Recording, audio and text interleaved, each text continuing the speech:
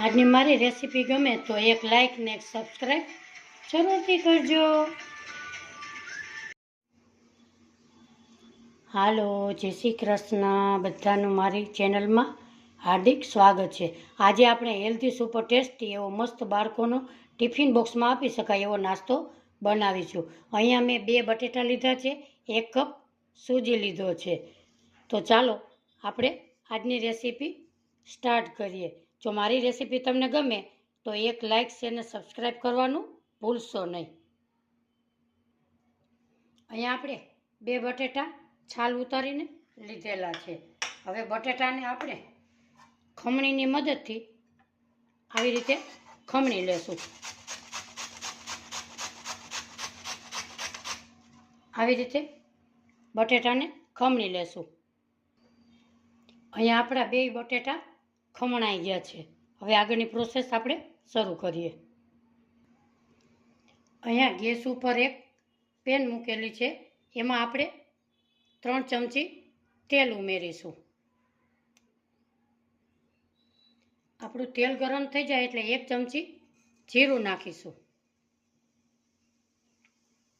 1 ચમચી તલ નાખીશું. લીલું મરચું નાખીશું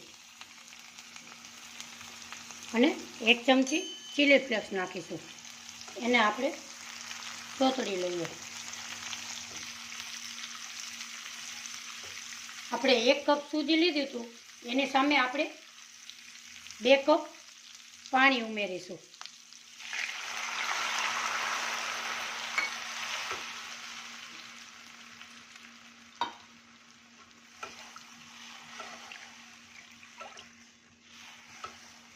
એને હવે આપણે ઢાંકણ ઢાંકી અને પાણીને ઉકળવા દેશું. આપણું પાણી એકદમ સરસ ઉકળી ગયું છે. એમાં નાખીશું આપણે સ્વાદ પ્રમાણે મીઠું. અને આપણે બટાટા ખમણા હતા એ હવે અંદર નાખી દેશું.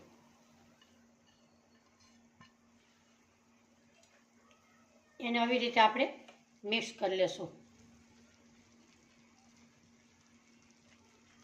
2 મિનિટ એને પાકવા દેશું.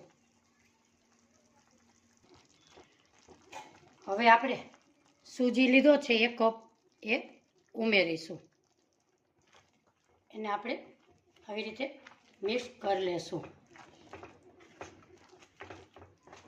એમાં નાખીશું આપણે ધાણા ભાજી.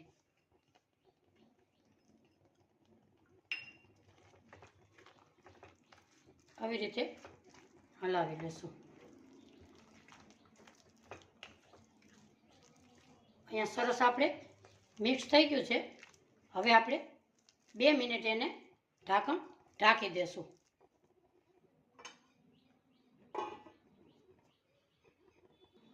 હવે આપણે ઢાંકણ ખોલીશું. આવી રીતે મિક્સ કરી લેશું. સૂજી પાણી એકજોગ કરી લીધું છે અને આપણો માવો સરસ એકદમ થઈ ગયો છે. ગેસની ફ્લેમ આપણે બંધ કરીશું.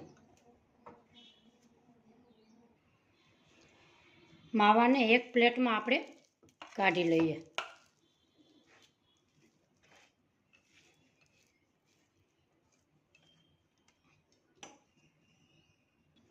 અહીંયા આપણો માવો એકદમ થોડોક ઠંડો થઈ ગયો. તેલવાળા હાથ કરીશું અને આવી રીતે આપણે ગોળ ગોળ વારી અને કાણું પાડી અને બધા આવી રીતે આપણે કરી લેશું.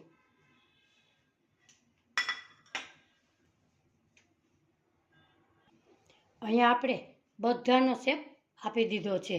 આ ઈડલી મેંદુવડા કરતાં પણ સરસ થાય છે. હવે આપણે ગેસ તરફ જાશું. અહીંયા આપણે ગેસ ઉપર એક પેન મૂકેલી છે. એમાં તેલ ખાસ આવી રીતે હવા દેશું અને એમાં આપણે ઉમેરીશું.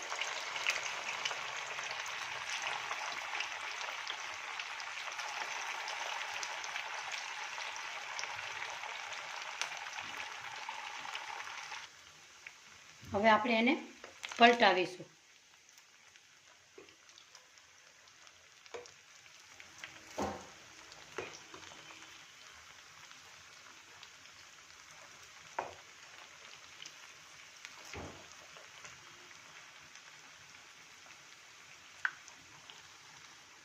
હવે આપણે બીજી વખત આવી રીતે પલટાવી લેશું.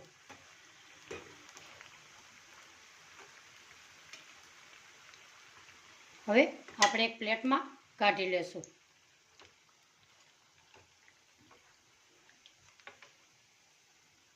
આવી રીતે પ્લેટમાં કાઢી લેશું. એવી જ રીતે બીજા પણ આપણે ઉમેરી દઈએ.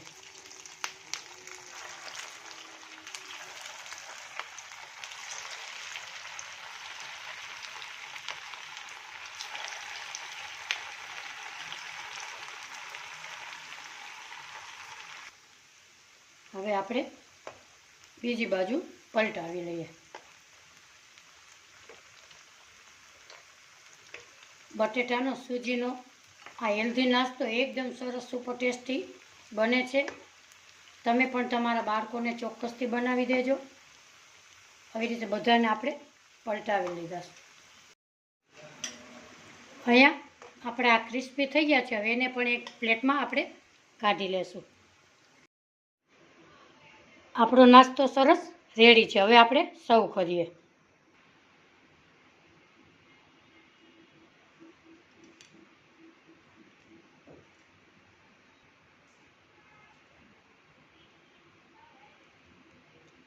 આજની મારી રેસીપી તમને ગમી હોય તો લાઈક શેર અને સબસ્ક્રાઈબ જરૂરથી કરજો.